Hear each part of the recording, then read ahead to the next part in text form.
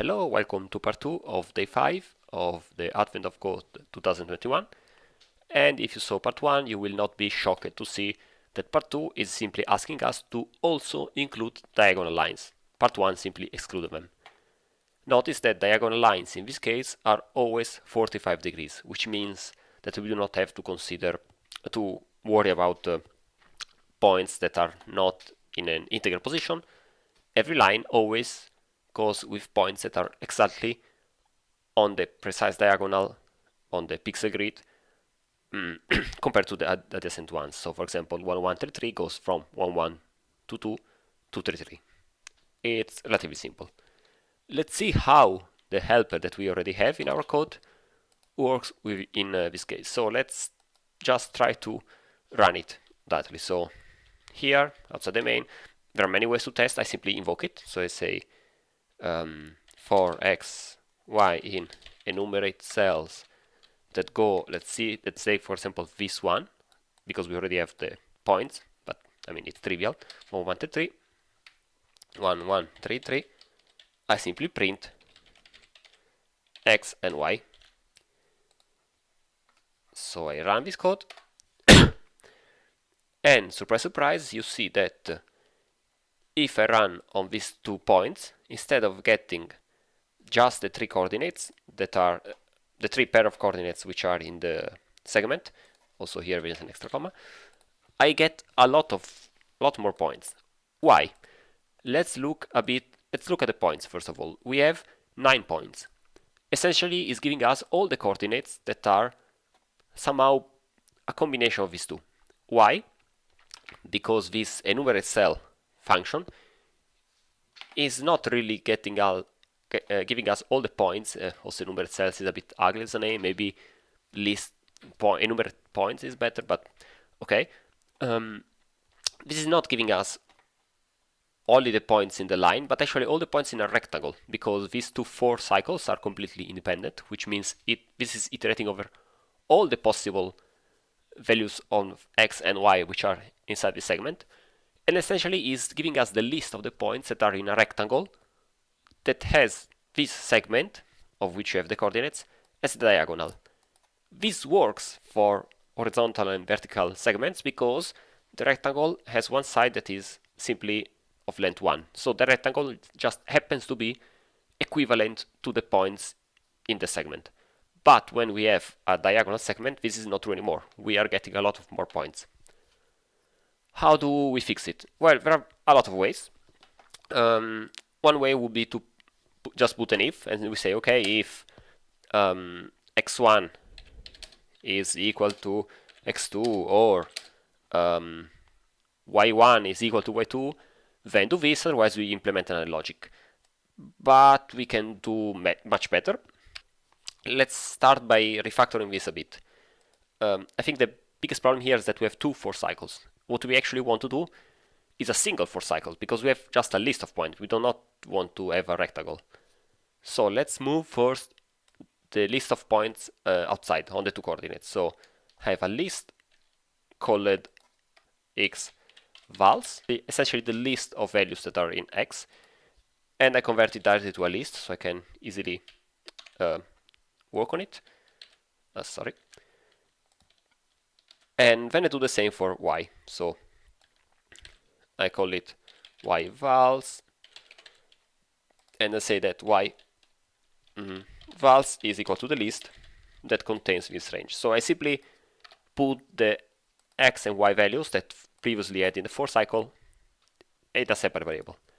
And here I do not want to anymore to iterate over x and y independently, but I want to match them. So I say that for x, y in zip of x val and y vals, I want to yield x and y. So let's try to run again. Okay, now this is working. Ignore the 0. 0 is because the code is continuing running the main. This is working for diagonal lines. What happens if I pass what I already had, so a non-diagonal line, for example 1, 1, 1, 3? It's not working, or better, it's giving me only one coordinate. And this is something that would have been spotted by a test, but here there is no time to write test because it's a live coding exercise and we do not want to produce 1-hour videos.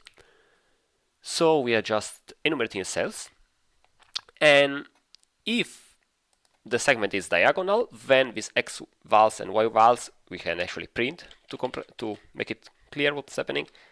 This will be just the list of the points, and the two lists will be of the same size. So if I print them, I now put back the diagonal line, so I ask it to enumerate the cells. Sorry, I just disabled main. Okay, so if the line is diagonal, x vals and y vals are in fact the two lists of the position 1, 2, 3, 1, 2, 3. Sorry, let's put something that is a bit less symmetrical. So 1, 4, 3, 6, for example. Okay, so I just changed the numbers because otherwise they're identical and it's a bit more confusing. So this code is simply generating all the values that goes from 1 to 3, so 1, 2, 3, and all the values that go from 4 to 6, so 4, 5, 6. And then zip is simply iterating over the couple of values in the same position and giving us the tuple. So the first element with the first element, 1, 4, the second element with the second element, 2, 5, and then 3, 6. Fine. But when I pass a diagonal line, for example, this one, a vertical or horizontal one, what happens is that now I'm printing these values explicitly. Now one of the arrays will be enumerating all the coordinates in the list, essentially the projection over the vertical or horizontal axis, so 4, 5, 6, which is correct. The other will contain only one, because of course if the line is horizontal or diagonal, one of the two lists, the list of points in the x value, will be of only one element, because that list is vertical, so there is only one element on the horizontal axis, and vice versa.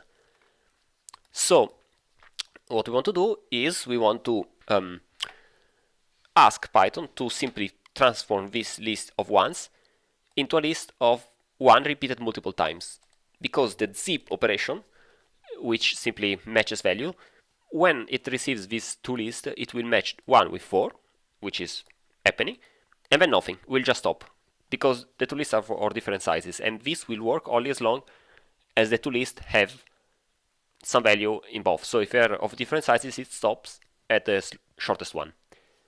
So we want, instead of having a 1 only once, we want a list that is simply repeated, so 1, 1, 1, until it reaches the length of the other. So now I say that if the length of x vals is greater than the length of y vals, it means that x vals needs some repetition. So I say that x vals is equal to what? To x vals multiplied by the length of y vals. So I'm simply saying, okay, take the length of the longest one, which is y in this case, and repeat the element that is in x vals. We know it's only one element because the line must be either vertical or horizontal for this to happen, and simply repeat it. So now if I run this code, nothing happens because it's the other direction. So I do the same, of course, with the other coordinate.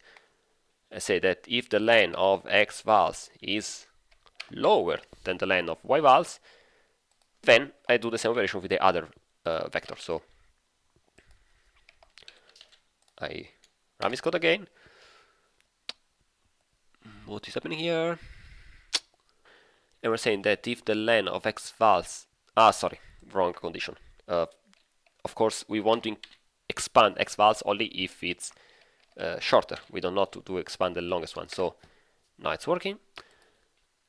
And that's it. So essentially we build a list of all the x values in the segment, all the y values in the segment, and if one of the lists is too short because the segment is horizontal or vertical, we simply expand it by multiplying the list, which means we repeat the list, which is only one element, to reach the length of the other. So instead of having a list of 1, which will be correct, we have a list of 1, 1, 1. We repeat so that they match. They have always the same length. we have two ifs. This could also be an elif, but it's more readable like that. Another small thing we can do is here I noticed that this yield is simply yielding, so it's giving to the iterator the content of this. So we can transform this into simply a yield from this thing. This yield from is simply a short way to say, okay, iterate over it and yield every value in it. We do not have to do it explicitly, so this is just shorter, nothing changes.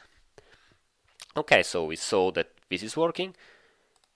If I put back the main, the ugly change that I did to run it, I get the same value at the end. I can also remove this print, and I can remove this thing. So I go back to the code. Now I get the same value. Part 2 would be basically a copy of part 1, in which we remove this condition, because now we want to keep track of the diagonal value. So this should already work, but it's ugly as hell. So part 2, let's first see that it works so we can get an idea of what's happening here. The number is strictly greater than the previous solution. Okay, it's a greater number, but this is ugly. What is the difference between the two parts? It's just this check.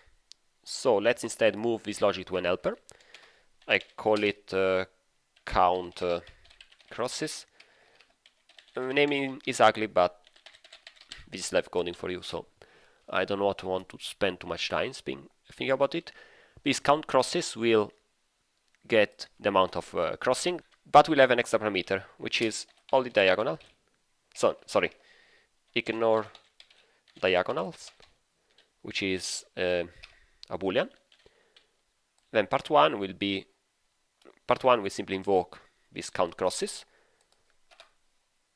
So we say, okay, return count crosses with the segments and true, because we want ignore diagonal to be true for part 1. So we say if this condition and ignore diagonal, then continue. So part 1 is simply calling this helper, and part 2 will do the same, but this time passing false. So I simply have a single implementation of the logic, which has a parameter which is ignore diagonals. Sorry, this is segments. Is ignore diagonal. When invoke it, we simply pass this extra parameter to have the two possible behaviors. And now, here it's false, of course. So in part 2, I do not want to ignore diagonal, so I pass this flag, and the code has simply a small difference, and it simply calculates as a different number, which is higher. If it was lower, would be a problem, because the crosses are now strictly greater, and this should be the solution. Oh no, there is an error. My answer is too high. What is happening here? So what is going on here? The first solution is the same, so the horizontal vertical are correct, which means that there is some error in calculating what happens with diagonal cells. Sorry, let's again see the output of this enumerated cells thing.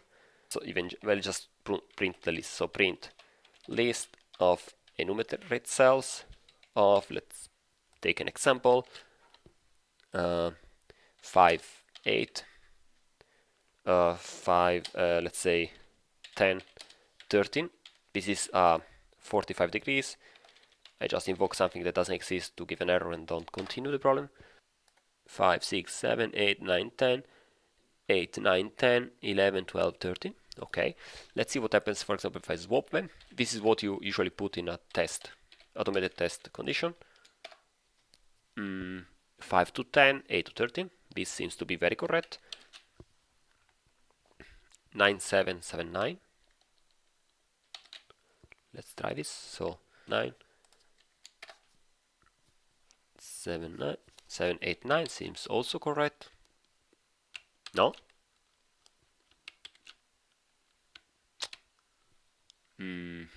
Okay, so there is an error. The error is that, for example, if we have 9, 7, and 7, 9, this is giving us 9, 7, 8, 8, 7, 9. Why? Because we are not considering the direction. of this solution. That's very annoying. We're ignoring the direction of the values. How do we consider direction in this case? So what we want to do is to swap the list here. Let's go back to our nice print. So we print the values x vals, and let's print also y vals. So what is happening here is that when we go from, for example, 9 to 7 to 7 9, what we're generating are these two lists that go from 7 to 9, and we generate a list which is 7 8 9. So essentially our list is always going from the bottom left corner to the upper right one.